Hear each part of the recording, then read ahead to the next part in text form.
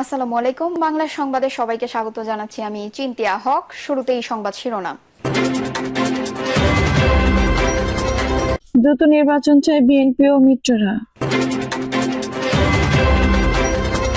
শেখ হাসিনা দেশে ফিরবেন কেবল ফাঁসির কাস্টে ঝোলার জন্য, বলছেন নাহিদ ইসলাম। বীর মুক্তিযোদ্ধাকে লাঞ্ছনা করার ঘটনায় মুখ খুলল জামায়াত।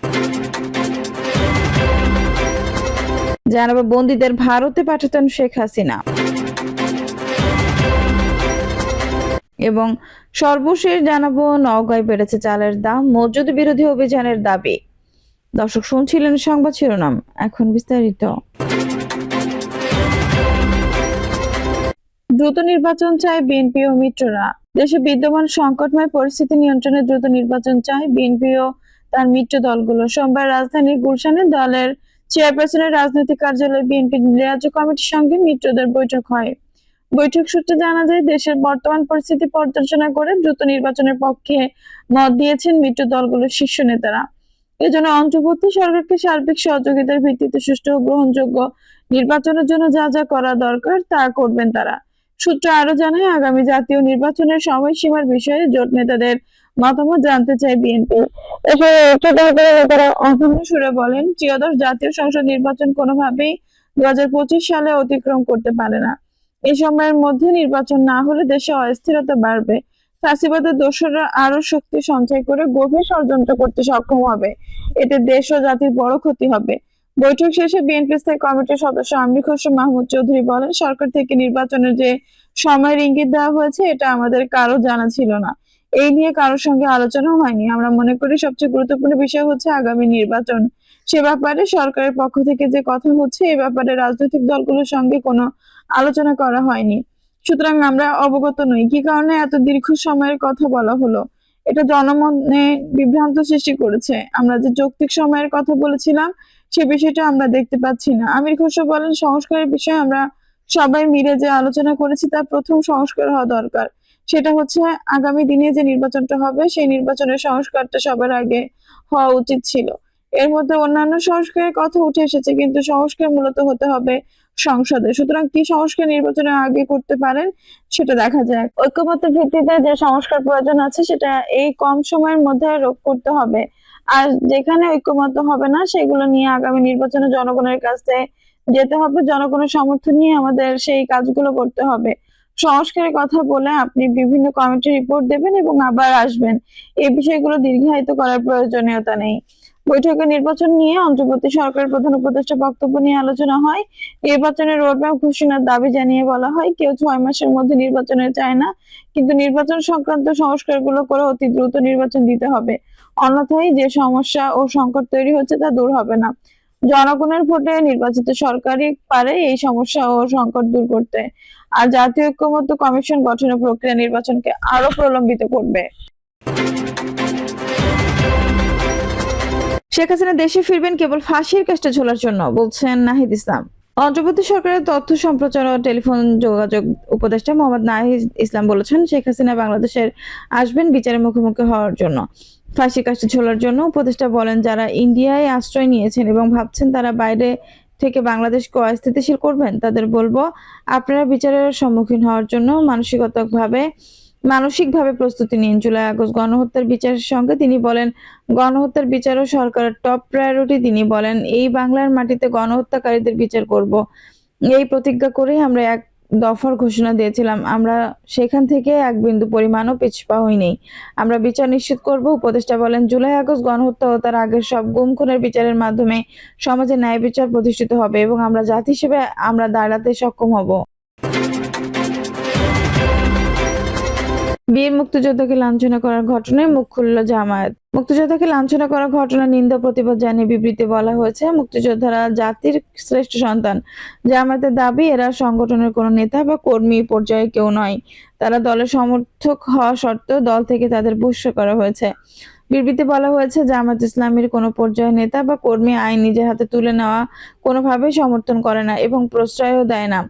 আমরা স্থানীয়ভাবে খোঁজ খবর নিয়ে জেনেছি যে জনাব আব্দুল হাই কানু তার নিজ এলাকায় হত্যা মামলা সহ 9টি মামলার আসামি। আমরা মনে করি এ বিষয়ে আইন শৃঙ্খলা বাহিনী তার বিরুদ্ধে যথাযথ ব্যবস্থা নেবেন। আইন নিজের হাতে তুলে নেওয়ার অধিকার কারণেই আমরা ঘটনার সাথে জড়িত ঢাকায় অবস্থানকারী আবুল হাসেম ও দুবাই ফেরত ওয়াহিদুর রহমানের শাস্তি দাবি করছি এবং কোনো অবস্থাতেই দেশবাসীকে আইন নিজের হাতে তুলে না নেওয়ার আহ্বান জানাচ্ছি। আমরা মনে করি এ বিষয়ে আইন শৃঙ্খলা বাহিনী তার বিরুদ্ধে যথাযথ ব্যবস্থা নেবেন। আইন নিজের হাতে তুলে নেওয়ার অধিকার কারণেই আমরা ঘটনার সাথে জড়িত ঢাকায় অবস্থানকারী আবুল হাসেম ও দুবাই ফেরত ওয়াহিদুর রহমানের শাস্তি দাবি করেছি এবং কোনো অবস্থাতে দেশবাসীকে আইন নিজের হাতে তুলে না নেওয়ার আহ্বান জানাচ্ছি। আমরা মনে করি এই বিষয়ে আইন শৃঙ্খলা বাহিনী তার বিরুদ্ধে যথাযথ ব্যবস্থা নেবেন। আইন নিজের হাতে তুলে নেওয়ার অধিকার কারণেই আমরা ঘটনার সাথে জড়িত ঢাকায় রাতে এই ঘটনার একটি ভিডিও সামাজিক যোগাযোগ মাধ্যমে ভাইরাল করা হয়। 1 মিনিট 47 সেকেন্ডের ভাইরাল ও ভিডিওটিতে দেখা গেছে দুই ব্যক্তি জুতার মালা পরা অবস্থায় ওই বীর মুক্তিযোদ্ধাদের টেনে হিস্ট্রি করেছেন। তাকে লাঞ্ছনা করা ব্যক্তিদের একজনই পুরো ঘটনার ভিডিও করেছেন। এ সময় ওই বীর মুক্তিযোদ্ধা বারবার তাকে ছেড়ে দেওয়ার আকুতি জানান। তিনি ভিডিও করেছেন। তিনি ওই বীর মুক্তিযোদ্ধাকে বলে ওঠেন, আপনি পুরো গ্রামের মানুষের কাছে মাপ চাইতে পারবেন। তখন ওই বীর মুক্তিযোদ্ধা 2 হাত তুলে বলেন, আমি মাপ চাই। যে দুজন ওই মুক্তিযোদ্ধা 2 হাত ধরে টানাহেঁচড়া করেছিলেন তাদের একজন বলে ওঠেন, আপনি এলাকা থেকে কবে চলে যাবেন? লাঞ্ছিতকারীরা বারবার ওই মুক্তিযোদ্ধাকে এলাকা ছেড়ে চলে যেতে হুমকি দিতে থাকেন, কিন্তু ওই বীর মুক্তিযোদ্ধা বারবার লাঞ্ছিতকারীদের হাতে ধরে এলাকায় নিজ বাড়িতে থাকার আকুতি জানান। কৃষক লীগের কেন্দ্রীয় কমিটির সদস্য ও কুমিল্লা দক্ষিণ জেলা কৃষক লীগের সাবেক সহসভাপতি পদে আছেন বীর মুক্তিযোদ্ধা আব্দুল হাই কানু। তিনি লাদুয়ারা গ্রামের বাসিন্দা। তার বিরুদ্ধে আওয়ামী লীগ সরকারের আমলে এলাকাবাসীর উপর নির্যাতনের অভিযোগ আছে। বন্দীদের ভারতে পাঠাতেন শেখ হাসিনা। ভারতের গণমাধ্যম আনন্দ বাজার পত্রিকা বাংলাদেশের রাষ্ট্রীয় সংবাদ সংস্থা বাসরের বরাত দিয়ে ক্ষমতাচ্যুত প্রধানমন্ত্রী শেখ হাসিনাকে একটি নিয়ে প্রতিবেদন প্রকাশ করেছেন। প্রতিবেদনে বলা হয়েছে, শেখ হাসিনা প্রধানমন্ত্রী থাকাকালীন বাংলাদেশে অপরাধে অভিযুক্ত অনেককে গ্রেপ্তার না করে গুম করে দেওয়া হতো। ক্ষমতায় আসার পর এই অভিযোগ তুলেছেন মোহাম্মদ ইউনূসের অন্তর্বর্তী সরকার। এবার তাদের তদন্ত কমিশন সেই সব গুমের ঘটনার প্রতিবেশী ভারতের যোগ রয়েছে বলে অভিযোগ তুলেছে। শেখ হাসিনা সরকারের আমলের বিভিন্ন অভিযোগের সত্য উদ্ঘাটনের উদ্দেশ্যে একটি তদন্ত কমিশন গঠন করে বাংলাদেশ সুপ্রিম কোর্টের অবসরপ্রাপ্ত বিচারপতি মাইনুল ইসলাম চৌধুরী নেতৃত্বাধীন 5 সদস্যের কমিশন সম্প্রতি একটি রিপোর্ট তুলে দিয়েছেন অন্তর্বর্তী সরকারের প্রধান উপদেষ্টা ইউনূসের হাতে।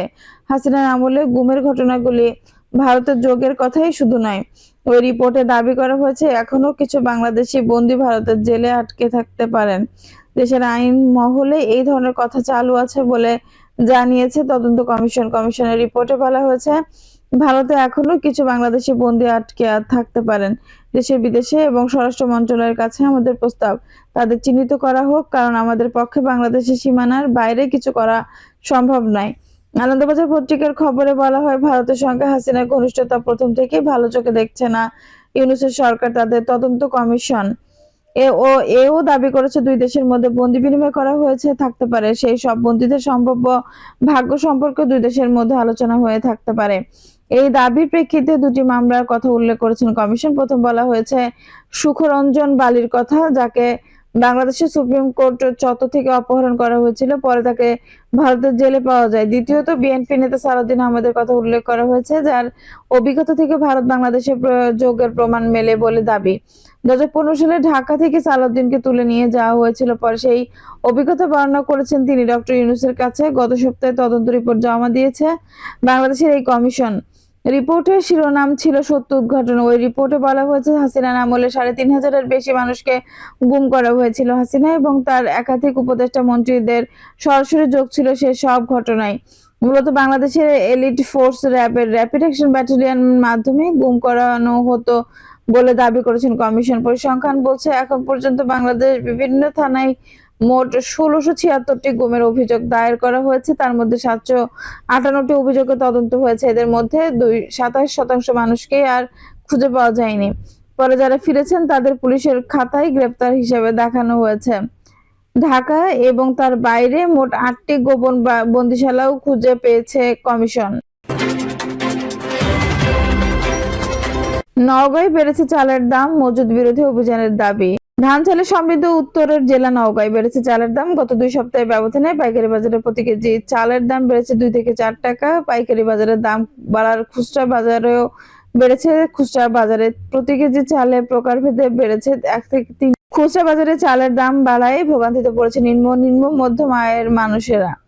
চালের বাজারে সিন্ডিকেট ভাঙতে প্রশাসনের মজুদ বিরোধী অভিযান প্রয়োজন বলে মনে করছে ব্যবসায়ী এবং ভোক্তারা। ব্যবসায়ীদের অভিযোগ, প্রাকৃতিক দুর্যোগ, রাজনৈতিক অস্থিতিশীলতা, ডলার রেট বৃদ্ধি এবং বড় কোম্পানিগুলোর ধান মজুত করে রাখার কারণে পাইকারি বাজারে চালের দাম 2 থেকে 4 টাকা করে বেড়েছে। চালের দাম বাড়াই কমেছে বেচাকেনা।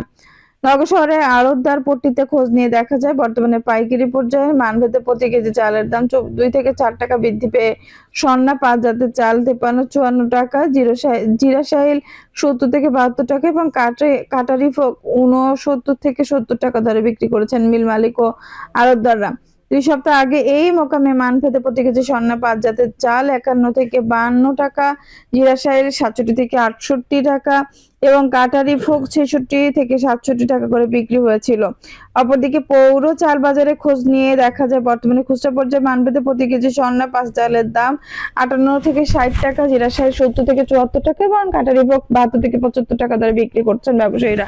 2 সপ্তাহ আগে খুচরা বাজারে প্রতি কেজি স্বর্ণা 5 জাতের চাল 56 থেকে 58 টাকা, জিরা সাহিল 68 থেকে 70 টাকা এবং কাটারি ভোগ 70 থেকে 72 টাকা দরে বিক্রি হয়েছিল। নওগাঁ পৌর চাল বাজারে খুচরা ব্যবসায়ী ঘোষ ট্রেডার্সের প্রোপাইটার মহাদেব ঘোষ বলেন, চালের দাম বেড়ে যাওয়ায় বাজারে বেচাকেনা একদমই নেই।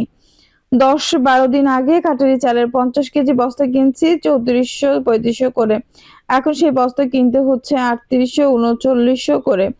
বাজারেও কোনো ক্রেতা নেই, চালও তেমন বিক্রি হয় না, মিলের যোগাযোগে চালের দাম বৃদ্ধি পাচ্ছে। মা লক্ষ্মী ভান্ডারের খুচরা চাল ব্যবসায়ী উত্তম সরকার বলেন, ধানের দাম বেশি হওয়ার কারণে চালের দাম বেশি। প্রায় সব ধরনের চাল কেজিতে 2 থেকে 4 টাকা ধরে করে বেশি দামে বিক্রি করতে হচ্ছে। এখন বস্তা কিনতেই হচ্ছে বেশি দামে, যার জন্য বিক্রিও বেশি দামেই করতে হচ্ছে। সরকার বাজার নিয়ন্ত্রণে আনার জন্য বিদেশ থেকে চাল আমদানি অনুমতি দিলেও সেটিও কার্যকর হচ্ছে না। ডলার রেট বৃদ্ধি এবং রাজনৈতিক অস্থিতিশীলতার কারণে দেশগুলো সেভাবে আমাদের উপর ভরসা করতে পারছে না, যার জন্য ব্যবসা পরিস্থিতি খুব একটা ভালো না। শতভাগ মূল্য পরিশোধ ছাড়া বিদেশ থেকে চাল আমদানি করা যাচ্ছে না, এই কারণে চালের দাম কিছুটা বৃদ্ধি পেয়েছে। দর্শক, এই ছিল এখনকার সর্বশেষ সংবাদ। নিউজটি ভালো লাগলে অবশ্যই একটা লাইক দিন, কমেন্টে আপনার মূল্যবান মতামত জানান। সবসময় আমাদের পাশে থাকতে সাবস্ক্রাইব করে বেল বাটনটি অন করে রাখুন। ধন্যবাদ।